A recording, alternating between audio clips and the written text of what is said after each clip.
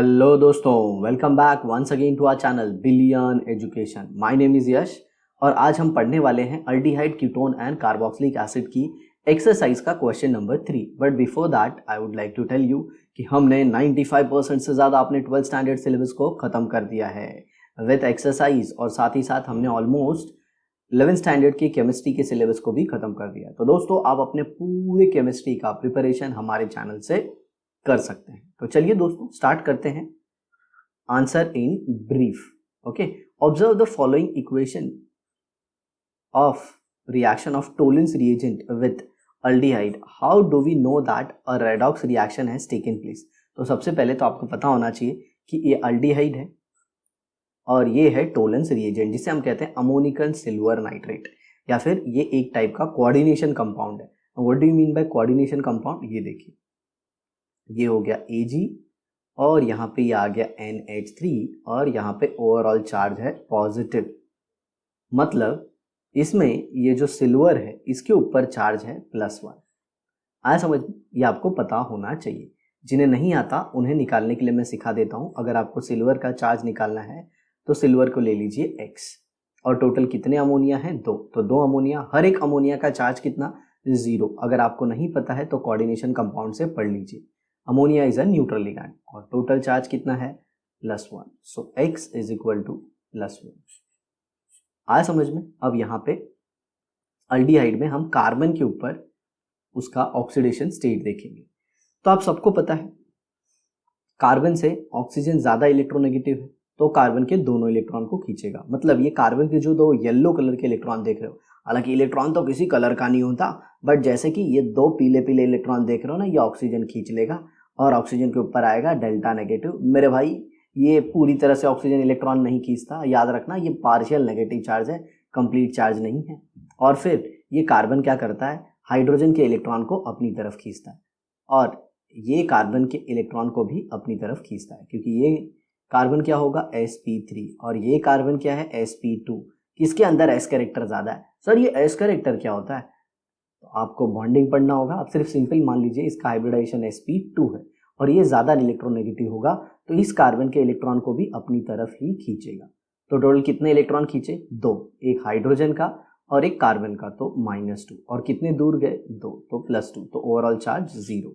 देखो, मैं आपको बता रहा हूँ, लोग आपको ऐसे बताएंगे कि ये भी तो कार्बन होगा ना सर R, और ये भी कार्बन है। अरे मेरे भाई, ये कार्बन है, ये भी कार्बन है, समझा? सर दोनों कार्बन कार्बन हैं, तो फिर इलेक्ट्रोनेगेटिविटी आप ये वाले कार्बन की ज़्यादा क्यों ले रहे हो जिसको N सर्कल किया है? तो बेटा, जब एलिमेंट सेम हो जाते हैं तो उनकी इलेक्ट्रोनेगेटिविटी डिसाइड की जाती है हाइब्रिडाइजेशन से। हाइब्रिडाइजेशन मतलब परसेंटेज S कैरेक्टर, मतलब उनमें न्यूक्लियस ज़्यादा नज़दीक होती है। अरे मतलब जो ऑर्बिटल होती है वो न्यूक्लियस के ज़्यादा होती है, क्योंकि उसके अंदर S कैरेक्टर ज़्यादा होता है। तो नो डाउट यहाँ पे कार्बन का ऑक्सीडेशन स्टेट 0 है। ओके, और ये बेसिक मीडियम में रिएक्शन हो रहा है, आपने देखा है OH-। कन्वर्जन देखिए, ये अल्डिहाइड कन्वर्ट हो गया कार्बोक्सिलिक एसिड में और सिल्वर आ गया 2Ag। तो यहाँ पे तो दिख रहा है सिल्वर के ऊपर कोई चार्ज नहीं, तो ये 0 हो गया, क्योंकि एलिमेंटल स्टेट में, या फिर आप देख रहे हो ये सिल्वर फ्री स्टेट में है। फ्री स्टेट में है तो सिल्वर के ऊपर कोई चार्ज नहीं। तो जरा देखिए सिल्वर में क्या चेंज हुआ। सिल्वर जो +1 में था वो आ गया सिल्वर अब 0 में। तो आप देख रहे हो यहाँ पे +1 और +1 से 0 हुआ, मतलब नो डाउट इसने एक इलेक्ट्रॉन लिया होगा। अरे भाई, +1 से 0 आया है, +1 है मतलब एक इलेक्ट्रॉन कम था, जो भी उसका एटॉमिक नंबर था उसमें प्रोटॉन का नंबर जो था वो एक ज़्यादा है इलेक्ट्रॉन के नंबर से, और तभी इसने एक इलेक्ट्रॉन ले लिया और ये 0 हो गया। तो गेन ऑफ इलेक्ट्रॉन हुआ यहाँ पे क्या हुआ? गेन ऑफ इलेक्ट्रॉन, या फिर कह सकते हो डिक्रीज इन ऑक्सीडेशन नंबर। और इन सबको एक भाषा में क्या बोलते हैं? इसे कहते हैं रिडक्शन। ऐसे सर सब कुछ ठीक है सर, ये सब समझ रहा है, लेकिन ये जो ऊपर का हाइब्रिडाइजेशन का बताए ना, यही नहीं समझ रहा है सर। तो केमिस्ट्री में मेरे भाई बेसिक को बहुत स्ट्रांग करना होता है। बेसिक नहीं स्ट्रांग करोगे ना तो पिलपिला जाओगे, हायर लेवल पे तो और कंडीशन खराब होगी। ये तो बेसिक लेवल है। तो सिल्वर का हो गया रिडक्शन। अब हमें देखना है अल्डिहाइड का क्या हुआ। तो ये देखिए, ये अल्डिहाइड था और ये कन्वर्ट हो गया कार्बोक्सिलिक एसिड। बाकी अमोनिया तो जैसे का तैसा है। अमोनिया में कोई चेंज नहीं, क्योंकि यहाँ पे भी अमोनिया न्यूट्रल था और यहाँ पे भी अमोनिया न्यूट्रल ही है। तो चलिए देख लेते हैं अल्डिहाइड का। सर समय लग रहा है, अरे समझने में तो समय लगता ही है। तो ये RC डबल बॉन्ड OH, और मैंने बताया था आपको यहाँ पे कार्बन का जो ऑक्सीडेशन स्टेट है वो 0 होता है, और ये किस में कन्वर्ट हो गया, ये कन्वर्ट हो गया RC डबल बॉन्ड OOH। अब जरा देखिए, ये कार्बन के ये जो तीन तीन हरे इलेक्ट्रॉन देख रहे हो, कार्बन के आउटर मोस्ट शेल में 4 इलेक्ट्रॉन होते हैं, कार्बन का एटॉमिक नंबर 6 होता है, तो ये तीनों कार्बन से दूर जाएंगे, जिसकी वजह से कार्बन पे आएगा +3।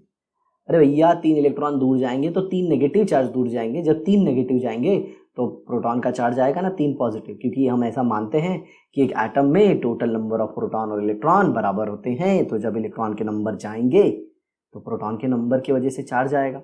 नो डाउट इस कार्बन के इलेक्ट्रॉन को भी ये खींच लेगा, हाँ या ना, तो इसके ऊपर आ जाएगा +1, और इस कार्बन की वजह से इसके इस इलेक्ट्रॉन को इसने खींचा तो -1, तो +3 -1 टोटल चार्ज +2, +3 -1 टोटल चार्ज +2 हो गया। आया समझ में? तो यहाँ पे कहाँ कार्बन 0 था और 0 से क्या हो गया +2, तो जब 0 से +2 हुआ मतलब देख रहे हो लॉस ऑफ इलेक्ट्रॉन हुआ। क्या हुआ? लॉस ऑफ इलेक्ट्रॉन, या फिर आप ऐसे कह सकते हो कि यहाँ पे ऑक्सीडेशन नंबर में बढ़ोतरी हुई, और ये सबको एक भाषा में बोलते हैं ऑक्सीडेशन। अब मैं समझ रहा हूँ बच्चों को कहाँ प्रॉब्लम आया होगा, प्रॉब्लम यहीं पे आया होगा, सर ये वाला इलेक्ट्रॉन कार्बन ने कैसे खींचा, तो फिर बता देता हूँ, ये sp2 हाइब्रिडाइज्ड है और ये sp3 हाइब्रिडाइज्ड है। आया समझ में? तो sp2 और sp3, इसी की वजह से sp2 वाले ने sp3 का इलेक्ट्रॉन खींच लिया, क्योंकि इसके अंदर परसेंटेज s कैरेक्टर ज्यादा है। तो ये था अल्डिहाइड हो गया ऑक्सीडाइज, और टोलेंस रिएजेंट हो गया रिड्यूस। Ag+ से क्या हो गया Ag0, तो एक जगह हुआ ऑक्सीडेशन और एक जगह हुआ रिडक्शन, तो ये हो गया कंप्लीट रेडॉक्स रिएक्शन। आ गया समझ में बबुआ? चलिए आगे देखते हैं। Formic acid is stronger than acetic acid, explain. अरे बड़ा ही गजब क्वेश्चन है ये, तो मैं आपको बताऊं ना कम से कम 10 बार से ज्यादा एंट्रेंस में आया होगा, समझे? इतना फेवरेट है ना कि आप पूछो मत। ठीक है, चलो देखते हैं। यहाँ पे बोला गया है फॉर्मिक एसिड एक स्ट्रॉन्गर एसिड है, किससे? एसिटिक एसिड से। तो ये देखिए, ये फॉर्मिक एसिड हो गया और ये हो गया एसिटिक एसिड। अब जरा देखिए, दोनों में एक ग्रुप कॉमन है, दैट इज दिस वन। तो जब ये दोनों में कॉमन है तो इसे हम ले लेंगे एज अ रेफरेंस। तो ये देखिए, ये दोनों में भी कॉमन हो गया, और यही पार्ट किसके जैसे बिहेव करेगा? एसिड की तरह। मान लीजिए इसने H+ दे दिया, तो ये क्या हो जाएगा? C≡O। सर ये ऐसे कैसे बना रहे हो? एक्सप्लेन करते हैं बेटा, टेंशन ना लियो। ये हो गया CH3C≡O। सर उसमें ऊपर इसमें नीचे, ऐसे ही इसमें भी सेम ले लो, ऐसे। और यहाँ पे क्या है?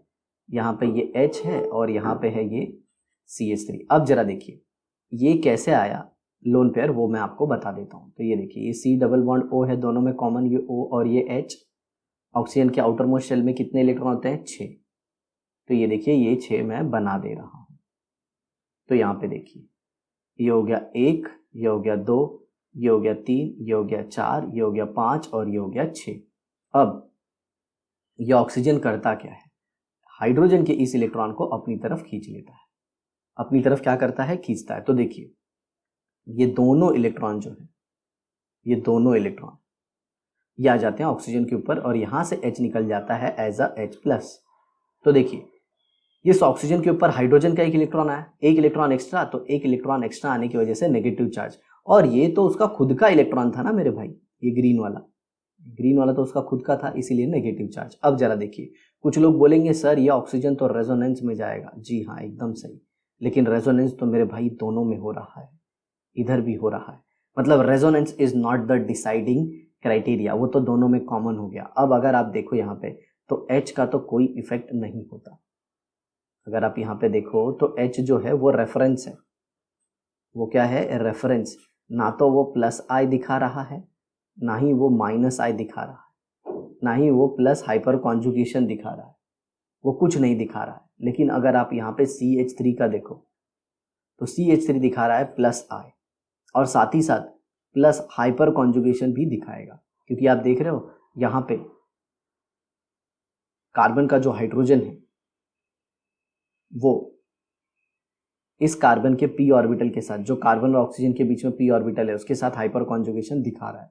तो मेरे दोस्त, इसके ऊपर ऑलरेडी नेगेटिव चार्ज है, दोनों में ऑक्सीजन के ऊपर नेगेटिव चार्ज है। इसमें तो खैर नेगेटिव चार्ज पे कुछ फर्क नहीं पड़ रहा है, बट यहाँ पे जो मिथाइल ग्रुप है, जी हाँ, इसे मिथाइल ग्रुप कहते हैं। मिथाइल ग्रुप इलेक्ट्रॉन दे के इस नेगेटिव चार्ज को और बढ़ा रहा है। और अगर आपने हमारी वीडियो देखी है पहली वाली, तो उसमें मैंने बताया है कि जो नेगेटिव चार्ज होता है वो दर्द की तरह होता है। एक सिंपल सा बात बताइए, जब ये दोनों एसिड की तरह बिहेव कर रहे हैं तो H+ देने के बाद ये क्या होने चाहिए? स्टेबल होने चाहिए, क्योंकि H+ देने के बाद अगर स्टेबल है तभी तो इजीली H+ आयन देंगे। आ रहा है समझ में? जी हाँ। अब इसमें और थोड़ी डिटेल में बात करूं तो इसे हम कॉन्जुगेट बेस भी कहते हैं। क्या कहते हैं? Conjugate base. और ऐसा बोला जाता है कि कॉन्जुगेट बेस जितना ज्यादा स्टेबल उतना स्ट्रॉन्ग एसिड। तो देखिए इसमें ये दर्द जो है, नेगेटिव चार्ज का दर्द, उसको H बढ़ा नहीं रहा है, लेकिन यहाँ पे ये जो दर्द है उसको ये मिथाइल का प्लस I या फिर प्लस हाइपर कॉन्जुगेशन बढ़ा रहा है। मतलब एसिटिक एसिड H+ देने के बाद जो कॉन्जुगेट बेस बनाएगा एसीटेट आयन का, वो स्टेबल नहीं होगा।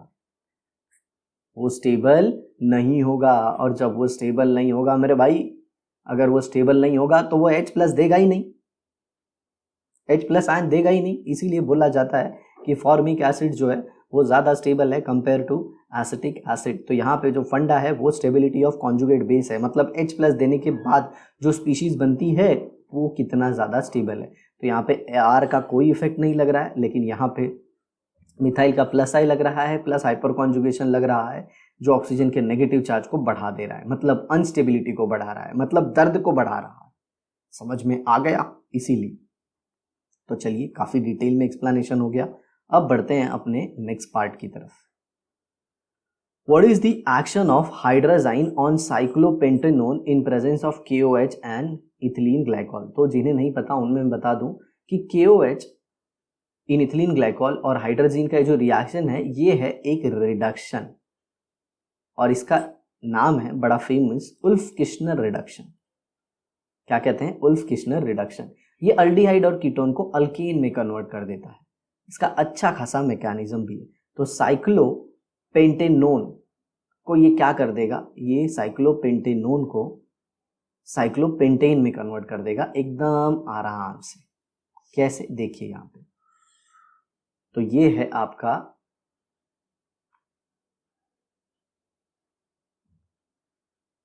साइक्लोपेंटेनोन, और इसको आप किससे ट्रीट कर रहे हो?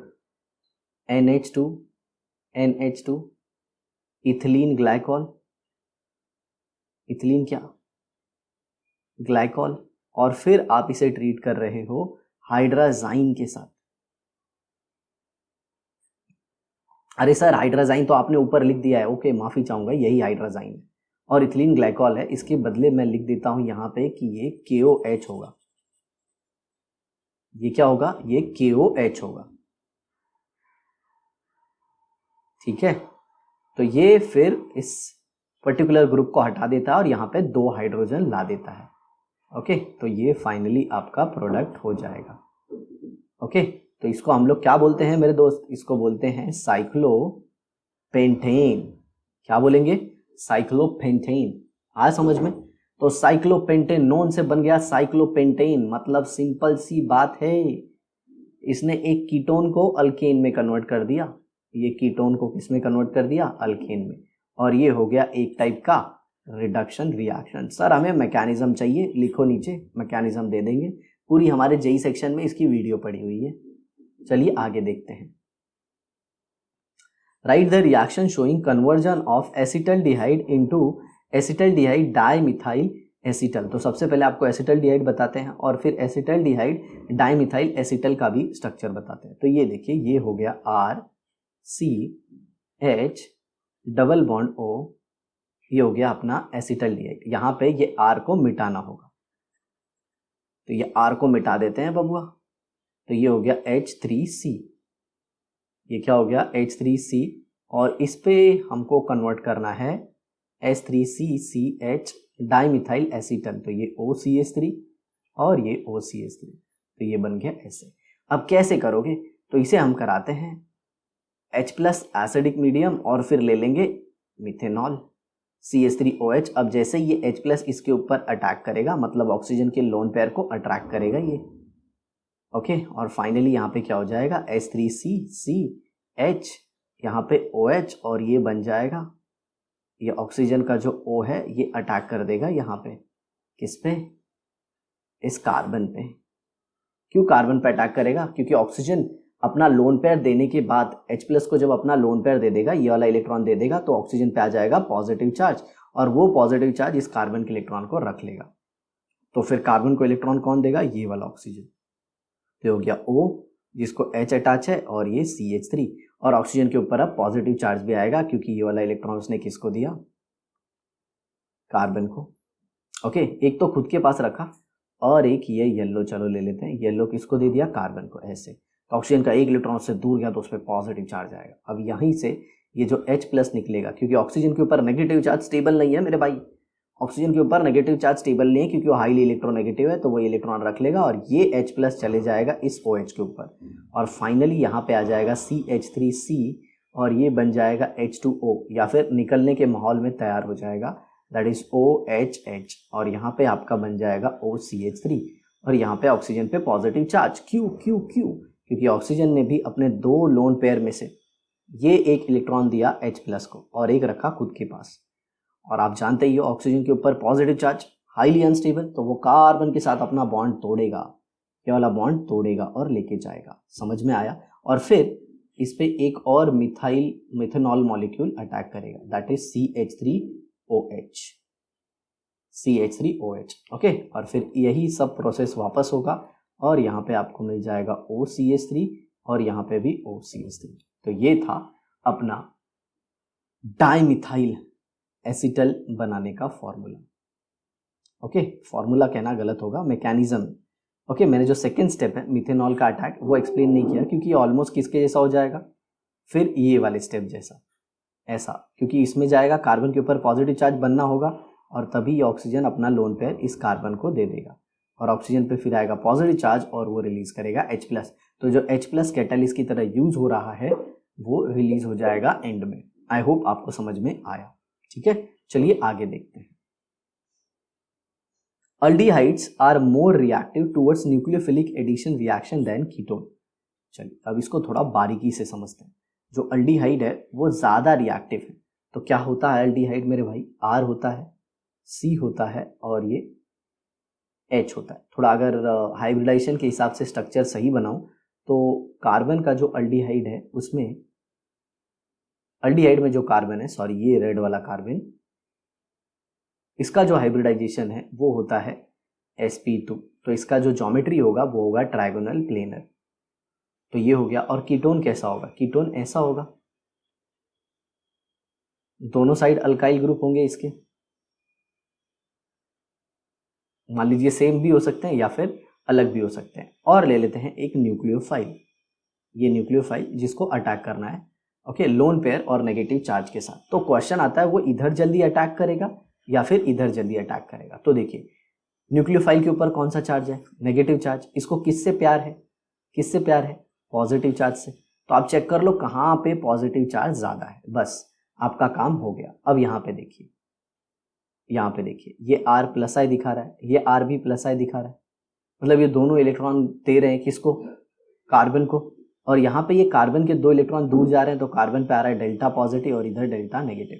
नो डाउट जो इतने भाग में हो रहा है वो यहाँ पे भी वही हो रहा है, लेकिन एक चीज का जो डिफरेंस है वो किस चीज का है कि यहाँ पे सिर्फ यही एक +I दिखा रहा है, यहाँ पे ये दोनों +I दिखा रहे थे, ये भी +I दिखा रहा था, ये भी +I मतलब पॉजिटिव इंडक्टिव इफेक्ट, मतलब इलेक्ट्रॉन दे रहे हैं, और इलेक्ट्रॉन दे रहे हैं तो कार्बन के ऊपर जो पॉजिटिव चार्ज आ रहा है, पार्शियल पॉजिटिव चार्ज क्रिएट हो रहा है इस ऑक्सीजन की वजह से, किसकी वजह से, इस ऑक्सीजन की वजह से। अब वो कम हो जा रहा है, अब वो क्या हो जा रहा है, कम, और यहाँ पे पॉजिटिव चार्ज ज्यादा है। मतलब ये न्यूक्लियोफाइल की यहाँ पे अटैक करने की टेंडेंसी ज़्यादा है कंपेयर टू कीटोन। क्यों? क्योंकि अल्डिहाइड का जो कार्बन है उस पर पॉजिटिव चार्ज ज़्यादा है और कीटोन पे जो पॉजिटिव चार्ज है उस पर कम है। तो ऑब्वियसली न्यूक्लियोफाइल को पॉजिटिव चार्ज से प्यार है, जहाँ पे ज़्यादा पॉजिटिव चार्ज होगा वहीं पे वो अटैक करेगा। सर अल्डिहाइड में ज़्यादा पॉजिटिव चार्ज क्यों है? वो H जो है वो रेफरेंस वैल्यू है। H ना तो प्लस आई दिखाता है ना माइनस आई दिखाता है, अपन उसको रेफरेंस लेते हैं। समझे बिड़ू? अब ये एक फैक्टर हो गया जो मैंने बताया, ये था इंडक्टिव इफेक्ट का फैक्टर। कौन सा? Inductive effect. अब बात करते हैं दूसरा फैक्टर, स्टेरिक फैक्टर। अब ये स्टेरिक फैक्टर मतलब क्या? अब ये जो न्यूक्लियोफाइल है ये खुद भी बल्कि है, तो जब ये यहाँ पे जाएगा तो ये ग्रुप रिपल्शन ऑफर करेगा, ये ग्रुप रिपल्शन ऑफर करेगा। सर ऐसा क्यों? रिपल्शन क्यों आ रहा है? ओ बबुआ, ये जो न्यूक्लियोफाइल है किससे बना हुआ है? नेगेटिव चार्ज से ना, और इनके अंदर भी क्या है? इलेक्ट्रॉन ही है ना, इलेक्ट्रॉन ही है ना। तो जब ये इसके नज़दीक जाएगा तो इलेक्ट्रॉन इलेक्ट्रॉन रिपल्शन करेगा, नो डाउट। इधर भी ये न्यूक्लियोफाइल जाएगा तो रिपल्शन होगा। तो रिपल्शन किस में ज़्यादा होगा? अब आप खुद से सोचिए। सर रिपल्शन ज़्यादा ना आर में होगा, आर डैश ज़्यादा रिपल्शन, मतलब ये ज़्यादा रिपल्शन दिखाएगा किसको? जब न्यूक्लियोफाइल इसके पास जाएगा। क्यों? सिंपल सी बात है मेरे भाई, सिंपल सी बात है। यहाँ पे ये दो बल्कि ग्रुप हैं और यहाँ पे सिर्फ एक ही बल्कि ग्रुप है, ये तो हल्की है। समझ में आ रहा है? तो ये जो फैक्टर की मैं बात कर रहा हूँ इसे कहते हैं स्टेरिक फैक्टर। तो स्टेरिक फैक्टर किस में ज़्यादा है? कीटोन में। मतलब कीटोन में पॉजिटिव चार्ज कार्बन के ऊपर कम है। कौन सा कार्बन? कार्बोनिल कार्बन, ये कार्बन पॉजिटिव चार्ज कम है और ऊपर से उसके ऊपर स्टेरिक हिंड्रेंस भी ज़्यादा है। स्टेरिक हिंड्रेंस भी ज़्यादा है मेरे दोस्त। तो जब ये सब कुछ ज़्यादा होगा तो कौन आएगा? समझ लो, फिर कोई आएगा? ये न्यूक्लियोफाइल इसके पास आसानी से जाएगा? जी नहीं। और इसीलिए ये न्यूक्लियोफाइल इसके पास आसानी से जाता है और इसीलिए बोला जाता है कि aldehydes are more reactive than ketone. जो अल्डिहाइड है ये कीटोन से ज़्यादा रिएक्टिव हैं due towards nucleophilic addition, towards nucleophilic addition. आ समझ में? तो ये था पूरा कथा कहानी। नेक्स्ट देखते हैं। Write the reaction showing the action of following reagent on propane nitrile, dilute NaOH and dilute HCl। Okay, चलिए प्रोपेन नाइट्राइल पे हमको रिएक्शन देखना है। तो प्रोपेन नाइट्राइल क्या है? CH3 CH2 C triple bond N। Okay, अब देखिए, अब चाहे आप बेसिक मीडियम लीजिए चाहे आप एसिडिक मीडियम लीजिए, तो ये हो गया NaOH किसका सोर्स है? OH माइनस का। तो मैंने अपनी प्रीवियस क्लासेस में भी बताया कि ये पूरा किस में कन्वर्ट हो जाएगा? कार्बोक्सिलिक एसिड में। CH3 CH2 COOH प्लस यहाँ पे बन जाएगा अमोनिया। अब देखिए सिंपल सी बात है, अमोनिया बेस है, अमोनिया क्या है? बेस, और ये एसिड है, ये एसिड है और ये बेस है। एसिड बेस रिएक्शन होगा, ये H प्लस किसको मिल जाएगा? अमोनिया को मिल जाएगा। और फाइनली आपको क्या मिल जाएगा? CH3 CH2 CH2 sorry COO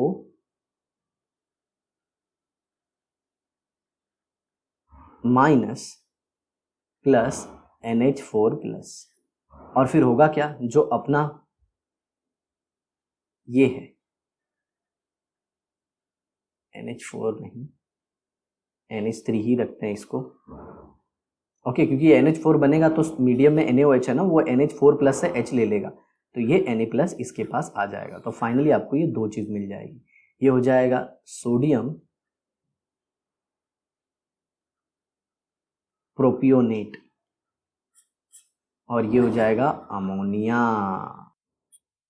तो ये था basic hydrolysis of propane nitrile या फिर hydrolysis of nitrile in basic medium. अब देख लेते हैं एसिडिक मीडियम, सेम चीज। तो अब बेसिक मीडियम में रिएक्शन को हमने देख लिया है, अब हम देखेंगे एसिडिक मीडियम में। Okay, H plus H2, no doubt पीछे वाला भी जो आपने बेस लिया था उसमें OH माइनस और H2O दोनों होगा। NaOH is a source of OH minus. अब इसमें भी सेम रिएक्शन होगा, क्या हो जाएगा? CH3 CH2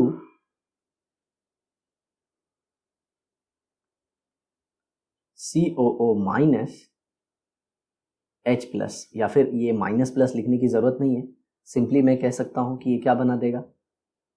carboxylic acid. और प्लस अब बन जाएगा अमोनियम आयन। ओके, और अगर HCl लिया है तो नो डाउट ये अमोनियम क्लोराइड बन जाएगा, ठीक है। और यहाँ पे आपको मिल जाएगा ये प्रोपेनोइक एसिड, प्रोपेनोइक एसिड। अब पीछे वाले केस में सोडियम प्रोपेनोइड क्यों मिला था? क्योंकि उसमें एक एसिड था और दूसरा मीडियम जो था वो बेस था, तो नो डाउट एसिड और बेस रिएक्ट करेंगे और वो क्या देंगे, सॉल्ट प्लस वाटर। आ गया समझ में? इसीलिए चलिए आगे देखते हैं। अब arrange the following carboxylic acid with increasing order of their acidic strength, justify your answer. अब जरा देखिए, सब में से H+ निकाल दीजिए। ये सारे कार्बोक्सिलिक एसिड में आप देख रहे हैं ये कॉमन ग्रुप है, ये कॉमन है, सब में कॉमन है। ओके, तो सब में से क्या कीजिए, H+ को निकाल दीजिए और सबका कॉन्जुगेट बेस बना लीजिए। कॉन्जुगेट बेस चलिए मैं बना के दिखाता हूं। ये देखिए C double bond O, O-, ठीक है। अब दूसरा देखिए,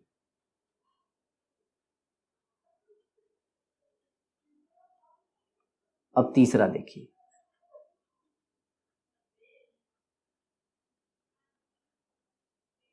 ये देखिए सब में ये कॉमन है ग्रुप,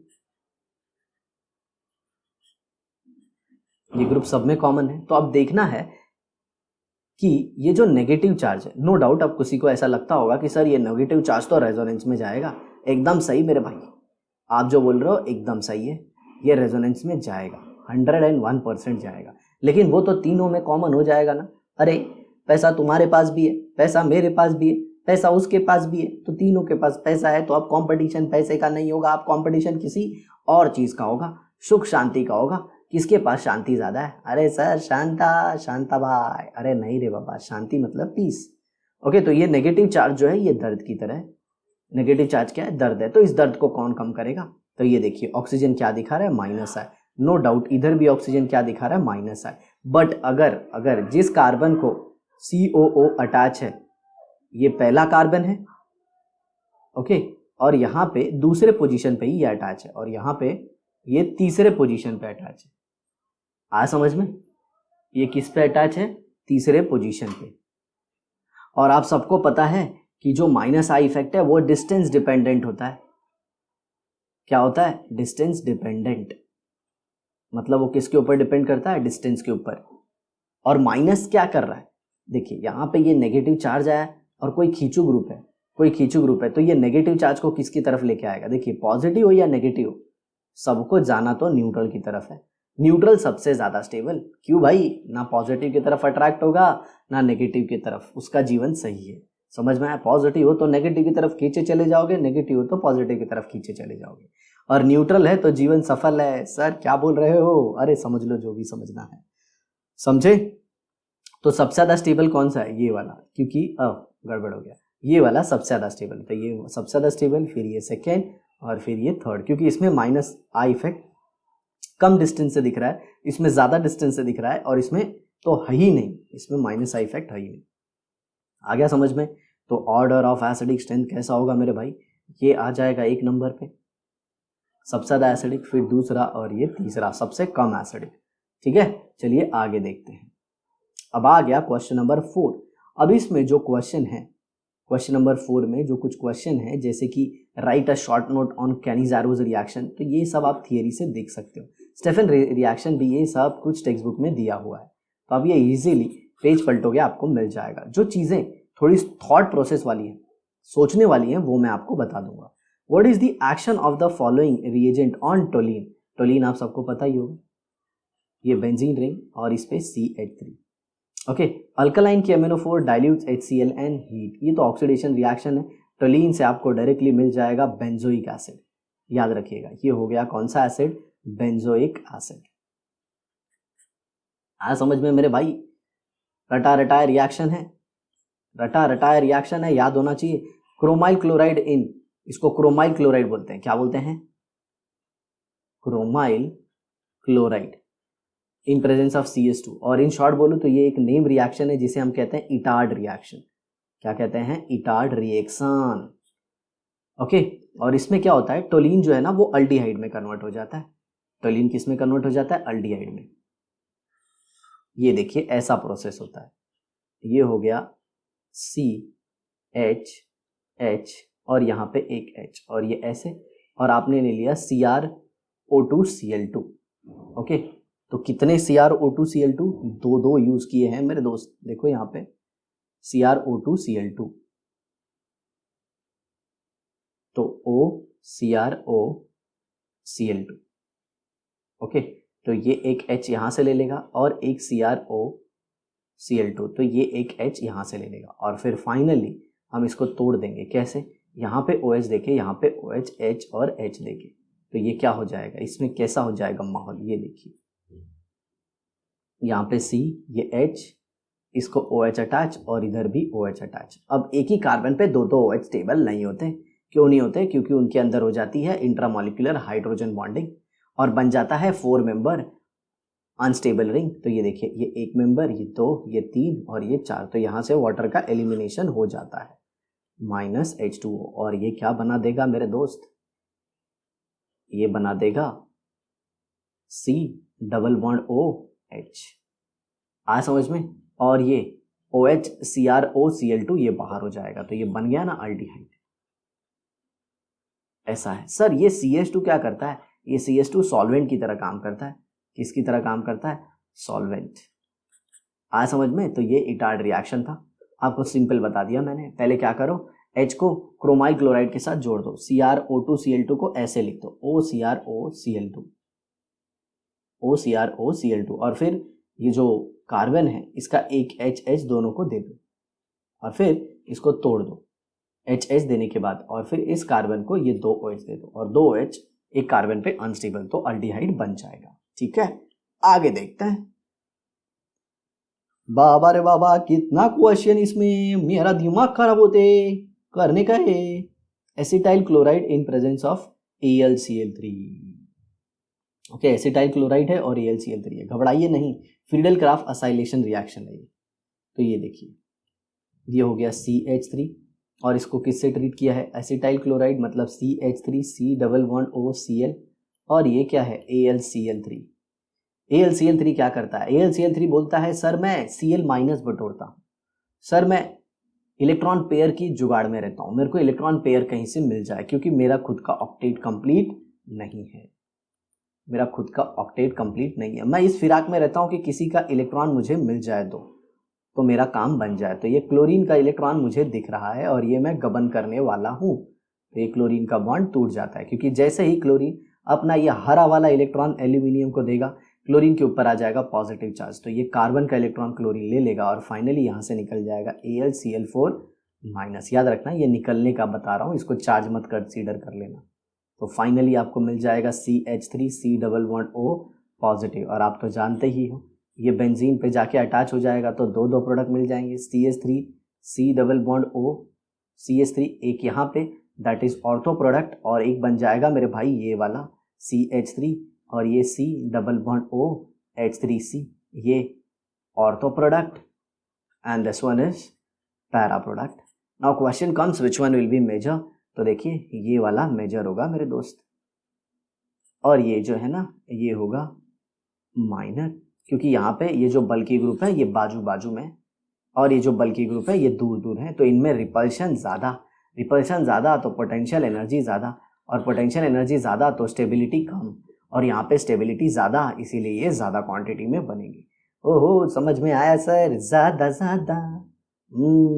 ऐसा ही है। आगे देखिए, right the IUPAC name of the following structure. IUPAC name simple, ये 1 हो गया, ये 2 हो गया, ये 3 हो गया, 3 पे सब्स्टिट्यूट आया, मतलब एक सब्स्टिट्यूट है, क्या हो गया? 3 मिथाइल साइक्लो हेक्सेनोन, सिंपल। और ये क्या है? ये है इथेन 1,2 डायोइक एसिड, या फिर आप ऐसे लिख सकते हो इथेन 1,2 डाई कार्बोक्सिलिक एसिड। आज समझ में ऐसे भी लिख सकते हो, दोनों सही है। Right the reaction showing conversion of para bromo isopropyl benzene into para isopropyl benzoic acid. 3 step जरूरी है मेरे दोस्त।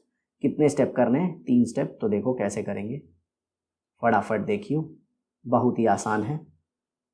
अब यहां पे देखो, ये हो गया आइसोप्रोपाइल ग्रुप, क्योंकि यहाँ पे भी CH3, यहाँ पे भी CH3 और ये CH, और यहाँ पे है ब्रोमीन। ओके, ऐसे। अब इसे आप रिएक्ट करा दो KCN से, K positive Cn minus. Okay, ऐसे KCN से। और अल्कोहलिक मीडियम ले लो तो KCN में ये Cn क्या करेगा, यहाँ पे अटैक करेगा और Br को बाहर निकाल देगा। समझ में आ रहा है? तो ये क्या बना देगा, जरा देखो, कुछ ऐसा।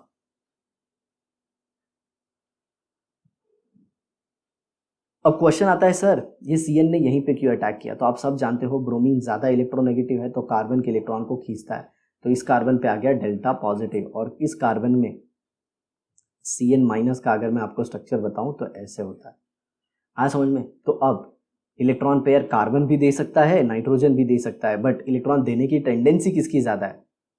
कार्बन की, क्योंकि कार्बन इज लेस इलेक्ट्रोनेगेटिव। और इसी को लोग कहते हैं कि कार्बन की न्यूक्लियोफिलिसिटी ज़्यादा अच्छी होती है, मतलब इलेक्ट्रॉन देने की टेंडेंसी ज़्यादा अच्छी है। जबकि अगर आप नाइट्रोजन को देखो तो नाइट्रोजन की इलेक्ट्रोनेगेटिविटी ज़्यादा है, और इलेक्ट्रोनेगेटिविटी ज़्यादा होने की वजह से वो लोन पेयर को जल्दी देगा नहीं। आया समझ में? इसीलिए कार्बन अटैक करता है, और आपको क्या मिल जाता है? Cyanide derivative. आया समझ में?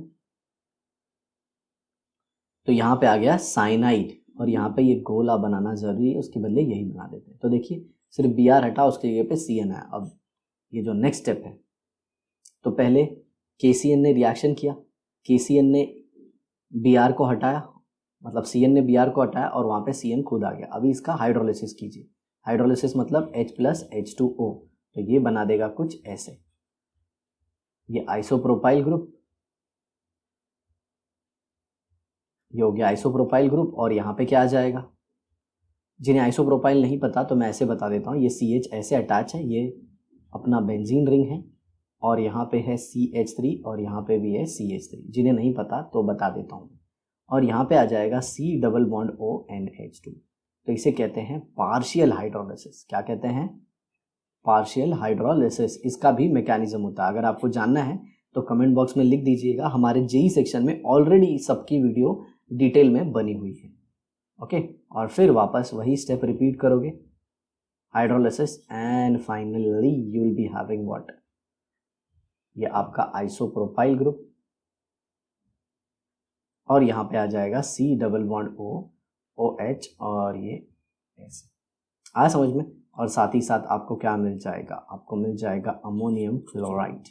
अगर वो तो डिपेंड करता है Cl होगा या नहीं होगा। अगर आपने HCl लिया है तो Cl आएगा, नहीं तो नहीं आएगा। ठीक है, अदरवाइज NH4 प्लस आएगा। ओके, और ये भी एसीटेट आयन आएगा, जिसका हम फर्दर हाइड्रोलिसिस कराएंगे। एसीटेट आयन मतलब, सॉरी एसीटेट आयन कहना गलत होगा, कार्बोक्सिलेट आयन मतलब ये C double bond OO minus आएगा, और ये अपनी ब्यूटीफुल सी रिंग, और यहाँ पे ये आइसोप्रोपाइल ग्रुप। ओके, और फिर इसका एसिडिफिकेशन कराओगे तो ये H यहीं पे जाके ज्वाइंट हो जाएगा। तो ये था आपका 3 स्टेप में रिएक्शन। कैसे? ये देखिए, ये हो गया पहला स्टेप, दैट इज Cn ने Br को हटाया, ये हो गया दूसरा स्टेप, और ये हो गया तीसरा स्टेप। तो दूसरे में पार्शियल हाइड्रोलिसिस होता है, हमें अमाइड डेरिवेटिव मिलता है। इसे क्या कहते हैं? Amide, C double bond O amide, and finally मिल जाता है कार्बोक्सिलिक कंपाउंड, कार्बोक्सिलिक एसिड। आ गया समझ में मेरे बाबू? चलिए नेक्स्ट देखते हैं। Write reaction showing aldol condensation of cyclohexanone. Aldol condensation देखना है तो मेरे दोस्तों, मैं तो मानता हूं कि आपने हमारी ऊपर की वीडियो पूरी देख ली है, तो ये करने में आपको कोई भी तकलीफ नहीं होगी। तो एक का अल्फा हाइड्रोजन खोल दीजिए, तो यहाँ पे 2 अल्फा हाइड्रोजन खोल दिया मैंने, और एक का कार्बोनिल कार्बन का ऑक्सीजन खोल दीजिए। ये अब यहाँ से सिंपल क्या कर दीजिए, ये दोनों को निकाल दीजिए, तो ये हो जाएगा आपका रिएक्शन। ये C, और ये एक्स्ट्रा कैसे आ गया, इसको हटाना पड़ेगा। अब यहाँ पे क्या हो गया, ये डबल बॉन्ड हो गया, और ये ऐसे और ऐसे कुछ बन गया। ये तो ये हो गया अपना अल्डोल कंडेंसेशन। क्या हो गया? Aldol condensation. कंडेंसेशन मतलब वाटर को निकालना होगा, तो ये फाइनल प्रोडक्ट। तो याद रखना, जब भी अल्डोल कंडेंसेशन करना है, एक के कार्बोनिल कार्बन को खोलना है। एक के किसको खोलने का है? कार्बोनिल कार्बन को। और एक का क्या खोलोगे? Alpha hydrogen. देखिए ना, ये कार्बन फंक्शनल ग्रुप वाला है तो ये अल्फा है, तो ऐसे को ओपन करके अल्फा वाले का हाइड्रोजन गायब कीजिए और कार्बोनिल वाले का ऑक्सीजन गायब कीजिए, तो आपको फाइनल प्रोडक्ट मिल जाएगा। तो दोस्तों ये था हमारा aldehyde ketone and carboxylic acid का पूरा एक्सरसाइज। आई होप आपको बहुत ही अच्छे से समझ में आया होगा सब कुछ। तो अगर आप चैनल पे नए हो तो सब्सक्राइब कर दो और बेल आइकन को अभी तक प्रेस नहीं किया तो उसे प्रेस कर दीजिए, ताकि हम जब भी वीडियो अपलोड करें आपको नोटिफिकेशन मिल जाए। तो दोस्तों इसी तरह हमारी वीडियो देखते रहिए, अपना ज्ञान बढ़ाइए और माता पिता का नाम रोशन कीजिए। मिलते हैं नेक्स्ट एपिसोड में, तब तक के लिए बाय बाय।